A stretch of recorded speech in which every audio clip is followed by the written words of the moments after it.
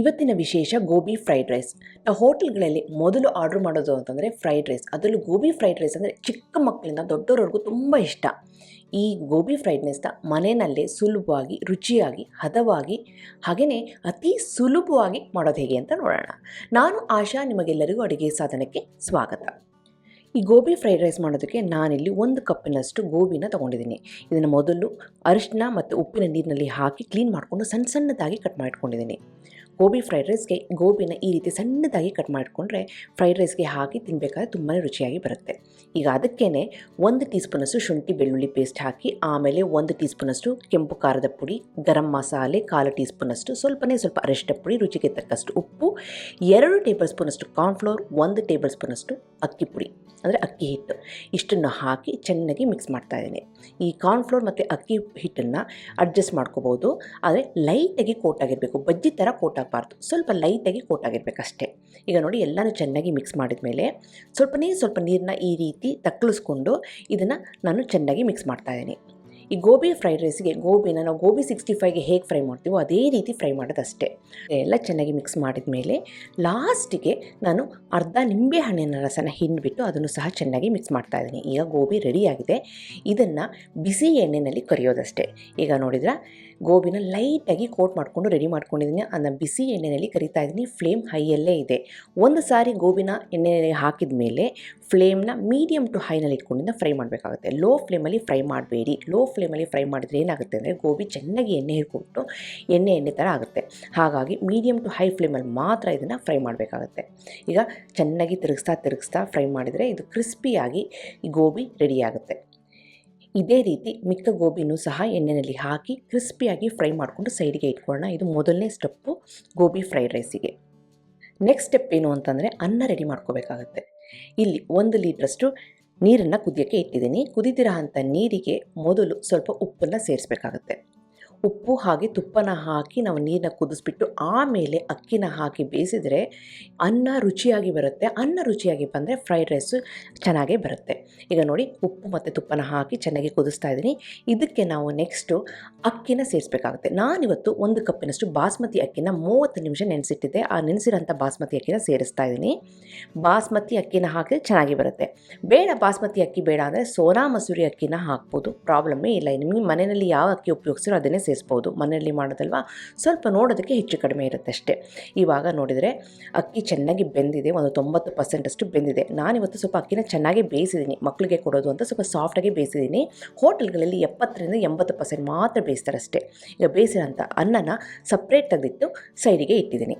ಈಗ ಗೋಬಿ ರೆಡಿಯಾಗಿದೆ, ಅನ್ನ ರೆಡಿಯಾಗಿದೆ. ಇವತ್ತು ನಾನು ಗೋಬಿ ಫ್ರೈಡ್ ರೈಸ್ನ ಅಗ್ಯಾರೋ ಅವರ ಟ್ರೈಪ್ಲೈ ಸ್ಟೀಲ್ ಕಡಾಯಿನಲ್ಲಿ ಮಾಡ್ತಾಯಿದ್ದೀನಿ. ಈಗ ಇದಕ್ಕೆ 2 ಟೇಬಲ್ ಸ್ಪೂನಷ್ಟು ಎಣ್ಣೆನ ಸೇರಿಸಿ, ಎಣ್ಣೆ ಚೆನ್ನಾಗಿ ಬಿಸಿ ಆದಮೇಲೆ ಇದಕ್ಕೆ 2 ಟೇಬಲ್ ಸ್ಪೂನಷ್ಟು ಬೆಳ್ಳುಳ್ಳಿನ ಸಣ್ಣದಾಗಿ ಕಟ್ ಮಾಡಿಕೊಂಡು ಈ ರೀತಿ ಸೇರಿಸ್ತಾ ಇದ್ದೀನಿ. ಗೋಬಿ ಫ್ರೈಡ್ ರೈಸ್ಗೆ ಅಥವಾ ಯಾವುದೇ ಫ್ರೈಡ್ ರೈಸಿಗೆ ಈ ಬೆಳ್ಳುಳ್ಳಿ ಸೇರಿಸೋದು ತುಂಬಾ ಮುಖ್ಯ. ಎಷ್ಟು ಸಣ್ಣಕ್ಕೆ ಕಟ್ ಮಾಡ್ಕೊಳ್ತೀರೋ ಅಷ್ಟು ರುಚಿಯಾಗಿ ಬರುತ್ತೆ. ಈಗ ಸಣ್ಣದಾಗಿ ಕಟ್ ಮಾಡಿರೋಂಥ ಬೆಳ್ಳುಳ್ಳಿನ ಲೈಟಾಗಿ ಫ್ರೈ ಮಾಡ್ತಾಯಿದ್ದೀನಿ. ಇದನ್ನು ಫ್ರೈ ಮಾಡಬೇಕಾದ್ರೆ ಇದ್ರ ಜೊತೆಗೆ 1 ಈರುಳ್ಳಿನ ಸೇರಿಸ್ಕೋಬೇಕು ಆಗುತ್ತೆ. ನೋಡಿ, ಈರುಳ್ಳಿನ ಈ ರೀತಿ ತೆಳ್ಳಗೆ ಉದ್ದಕ್ಕೆ ಕಟ್ ಮಾಡ್ಕೊಂಡಿದ್ದೀನಿ. ಈರುಳ್ಳಿ ಜಾಸ್ತಿ ಹಾಕೋ ಅವಶ್ಯಕತೆ ಇಲ್ಲ. ಬೇಡ ಅಂದರೆ ಈರುಳ್ಳಿನ ಸ್ಕಿಪ್ ಮಾಡಬಹುದು, ಪ್ರಾಬ್ಲಮೇ ಇಲ್ಲ. ಆಮೇಲೆ 2 ಟೇಬಲ್ ಸ್ಪೂನಷ್ಟು ಕ್ಯಾರೆಟು, 4 ಟೇಬಲ್ ಸ್ಪೂನಷ್ಟು ಬೀನ್ಸು ಎಲ್ಲನೂ ಸಣ್ಣದಾಗಿ ಕಟ್ ಮಾಡಿಕೊಂಡು ಅದನ್ನು ಸಹ ಹೈ ಫ್ಲೇಮಲ್ಲಿ ಇಟ್ಕೊಂಡು ಚೆನ್ನಾಗಿ ಬಾಡಿಸ್ಕೊಳ್ತಾ ಇದ್ದೀನಿ. ಈಗ ನೋಡಿ, ಕ್ಯಾರೆಟು ಬೀನ್ಸ್ ಹಾಕಿದ ಮೇಲೆ 1/4 ಕಪ್ಪಿನಷ್ಟು ಕ್ಯಾಬೇಜ್ ಎಲೆಕೋಸನ್ನು ಈ ರೀತಿ ಸಣ್ಣದಾಗಿ ಕಟ್ ಮಾಡಿಕೊಂಡು ಸೇರಿಸ್ಕೊಂಡಿದ್ದೀನಿ. ಜೊತೆಗೆ 1/4 ಕಪ್ಪಿನಷ್ಟು ಕ್ಯಾಪ್ಸಿಕಮ್ ಅದನ್ನು ಸಹ ಸಣ್ಣಗೆ ತೆಳ್ಳಗೆ ಕಟ್ ಮಾಡಿಕೊಂಡು ಸೇರಿಸ್ಕೊಂಡಿದ್ದೀನಿ. ಕ್ಯಾರೆಟು, ಬೀನ್ಸು, ಕ್ಯಾಪ್ಸಿಕಮು, ಕ್ಯಾಬೇಜು ಎಲ್ಲನೂ ಸಹ ಹೈ ಫ್ಲೇಮಲ್ಲಿ ಹಾಕ್ಕೊಂಡು ಚೆನ್ನಾಗಿ ಮಿಕ್ಸ್ ಮಾಡ್ಕೊಳ್ತಾ ಇದ್ದೀನಿ. ಇದೆಲ್ಲ ಚೆನ್ನಾಗಿ ಸಾಫ್ಟ್ ಆಗಬೇಕು. ಹೈ ಫ್ಲೇಮಲ್ಲಿ ಇಟ್ಕೊಂಡು ಮಿಕ್ಸ್ ಮಾಡ್ತಾ ಸಾಫ್ಟ್ ಆಗೋಗ್ಬಿಡುತ್ತೆ. ಆಮೇಲೆ 1 ಟೀ ಸ್ಪೂನಷ್ಟು ಕೆಂಪು ಖಾರದ ಪುಡಿ, ರುಚಿಗೆ ತಕ್ಕಷ್ಟು ಉಪ್ಪು, ಒಂದು ಅರ್ಧ ಟೀ ಸ್ಪೂನಷ್ಟು ಜೀರಿಗೆ ಪುಡಿ, ಇಷ್ಟನ್ನು ಹಾಕಿ ಚೆನ್ನಾಗಿ ಮಿಕ್ಸ್ ಮಾಡ್ತಾಯಿದ್ದೀನಿ. ಈಗ ತರಕಾರಿ ರೆಡಿಯಾಗಿದೆ. ನೆಕ್ಸ್ಟ್ ನಾವೇನು ಮಾಡಬೇಕು ಅಂತಂದರೆ, ಒಂದು ಸಾರಿ ಈ ತರಕಾರಿ ಎಲ್ಲ ಚೆನ್ನಾಗಿ ಸ್ವಲ್ಪ ಸಾಫ್ಟ್ ಆಗಿದೆ ಅಂದರೆ ತೀರಾ ಸಾಫ್ಟ್ ಆಗಬಾರ್ದು, ಕ್ರಿಸ್ಪಿ ಆಗಿರಬೇಕು, ಆದರೆ ಲೈಟಾಗಿ ಬೆಂದಿರಬೇಕು. ಅದಾದಮೇಲೆ ನಾವು ಮೊದಲೇ ಬೇಯಿಸಿಟ್ಕೊಂಡಿದ್ವಲ್ಲ ಬಾಸ್ಮತಿ ಅನ್ನನ ನಾನಿಲ್ಲಿ ಸೇರಿಸ್ತಾ ಇದ್ದೀನಿ. ಚೆನ್ನಾಗಿ ಆರಿದೆ ಬಾಸ್ಮತಿ ಅನ್ನ. ಆರಿರೋ ಅಂಥ ಬಾಸ್ಮತಿ ಅನ್ನನ ನಾನಿವಾಗ ಸೇರಿಸ್ಬಿಟ್ಟು ಇದ್ರ ಮೇಲೆ 1 ಟೀ ಸ್ಪೂನಷ್ಟು soya sauce, soya sauce, vinegar, tomato sauce ಎಲ್ಲ ಆಪ್ಷನಲ್. ಮನೇಲಿದ್ದರೆ ಹಾಕಿ, ಇಲ್ಲ ಅಂದರೆ ಪ್ರಾಬ್ಲಮ್ ಇಲ್ಲ, ಸ್ಕಿಪ್ ಮಾಡ್ಬೋದು.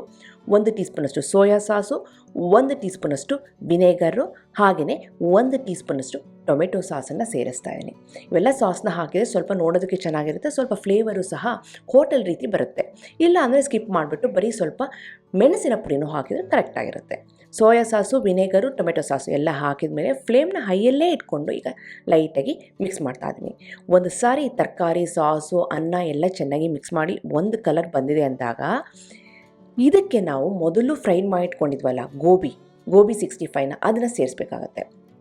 ಅದನ್ನು ಲಾಸ್ಟಿಗೆ ಸೇರಿಸ್ಬಿಟ್ಟು ಲೈಟಾಗಿ ಮಿಕ್ಸ್ ಮಾಡಿದರೆ ಗೋಬಿ ಫ್ರೈಡ್ ರೈಸ್ ರೆಡಿ.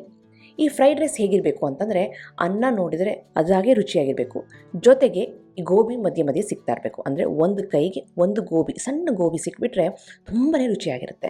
ಹಾಗಾಗಿ ಈ ಗೋಬಿನ ಸಣ್ಣದಾಗಿ ಕಟ್ ಮಾಡಿಕೊಂಡು ರೆಡಿ ಮಾಡ್ಕೊಳ್ಳಿ ಅಂತ ನಾನು ಹೇಳಿದ್ದು. ತೀರಾ ದಪ್ಪಕ್ಕಾಗಿದ್ದರೆ ಅದು ಅನ್ನ ಜೊತೆ ತಿನ್ನೋದು ಕಷ್ಟ ಆಗುತ್ತೆ. ಹಾಗಾಗಿ ಗೋಬಿನ ಸಣ್ಣದಾಗಿ ಕಟ್ ಮಾಡಿಕೊಂಡು ಫ್ರೈ ಮಾಡಿಕೊಂಡು ಈ ರೀತಿ ಮಿಕ್ಸ್ ಮಾಡಿಕೊಂಡ್ರೆ ಪ್ರತಿಯೊಂದು ಗುಕ್ಕಿನಲ್ಲಿ ಒಂದು ಸಣ್ಣ ಗೋಬಿ ಬಂತು ಅಂದರೆ ಎಕ್ಸಲೆಂಟ್ ಆಗಿರುತ್ತೆ.